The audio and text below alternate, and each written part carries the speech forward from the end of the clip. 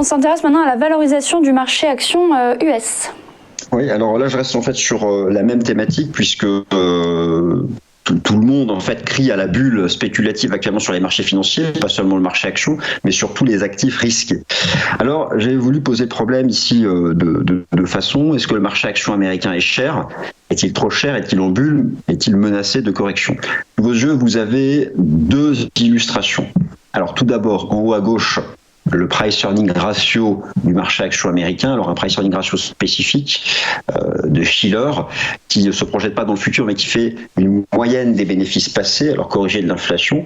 Et effectivement, ce qu'on remarque, c'est que la courbe se rapproche des niveaux de la bulle Internet au début des années 2000.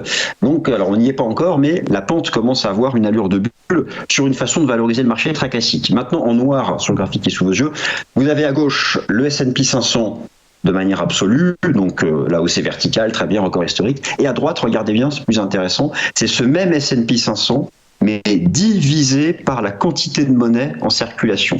Et lorsque l'on divise par la quantité de monnaie en circulation, l'agrégat monétaire M2 aux États-Unis, on voit que le marché action est très très loin de ses records historiques et qu'à ce moment-là, il n'est pas cher. Alors, marché action cher ou pas, bulle spéculative ou pas, tout dépend de la façon dont on le valorise, mais si on tient compte de la quantité de monnaie, non, le marché n'est pas en bulle.